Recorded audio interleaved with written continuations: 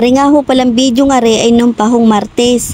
Dahil tapos na nga ho pala yung 4 na araw kong bakasyon din sa probinsya, ako nga ho pala'y luluwas na ng Laguna at may pasok na ho kinabukasan. Kahit ayaw ko pa nga ho palang umalis din sa amin sa probinsya, ay kailangan ko na hong bumalik ng Laguna at kinabukasan nga ho pala ay may pasok na ako sa trabaho. Dapat nga ho pala i-voice over ko ho ari kahapon, kaso nga lang ho, sa sobrang antok ko ho ay nakatulog na ako. Siguro din ho ay sa pagod sa trabaho, kaya ngayon ko lang ho ari na voice over. Sa punto nga ho palang ari ay papunta na nga ho pala kami ng bayan ng San Juan, Batangas. At diretso nga ho pala kami din sa palengke at may bibilin nga ho pala akong longganisa. Kung napanood nga ho pala yung una kong vlog na umuwi nga ho pala ako dito sa San Juan, Batangas, pagbalik ko nga ho pala ng Laguna ay bumili nga din ho pala ako ng 1 kilong longganisa at pinabili nga ho pala ng aking katrabaho. Ngayon ho ay bibili ho ulit ako ng longganisa, kalahati naman ho, at nagpabili na naman ho yung aking isang katrabaho. Kung kayo naman ho ay mapapadpad ho din sa amin sa bayan ng San Juan, ay siya ay bumili na ho kayo ng longganisa at nang matikman nyo kung gaano ho kasarap, ay talaga namang masasabi kong masarap at uulit-ulitin nyo. Yun nga lang ho, kamahalan at kapresyo nga ho pala ng karning baboy kainaman. Sa punto nga ho palang ari, nakasakay na nga ho pala ako ng van at biyahe na nga ho pala rin SM Lipa.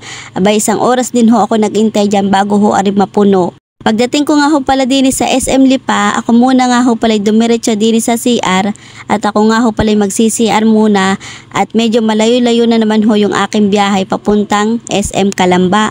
Pagkatapos ko nga ho pala mag-CR diyan ay dumiretso naman ho ako din sa sakay ng van papunta hong SM Calamba. Sa punto nga ho palang iyan ay nasa biyahe na nga ho pala ako at binabaybay ko na ho ang papuntang SM Calamba. Pagbaba ko naman ho din sa SM Calamba ay dumiretso naman ho ako din sa sakayan ng papuntang Canlubang. Ay pagdating ko na naman ho din ayan, napakahaba na naman ho ng pila. Matapos ko nga ho pala maghintay na 1 oras, nakasakay na nga rin ho pala ako ng jeep at ari nga ho pala ay biyaheng Canlubang naman ang babagtasin ko. Pagdating ko nga ho pala din sa Canlubang sa may terminal ay bumili nga ho pala ako ng aking pagkain para ho pagdating sa boarding house ay kakain na lang ho ako.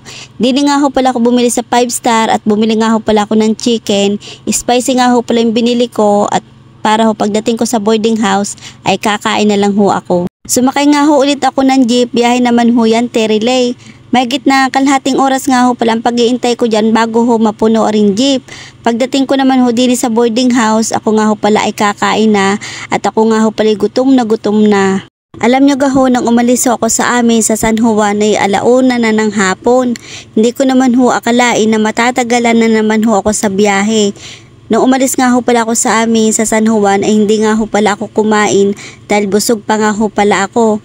Kaya naman ho pagdating ko ho din sa boarding house ay ako'y gutom na ho, 8:00 na ho ako nakarating din. Bago nga ho pala ako makarating din sa amin sa boarding house ay 4 ho na sakay na pasalin-saling, kaya naman ho napaka-hassle talaga ng aking biyahe. Siya hanggang dito na lang, bukas huli, bye bye.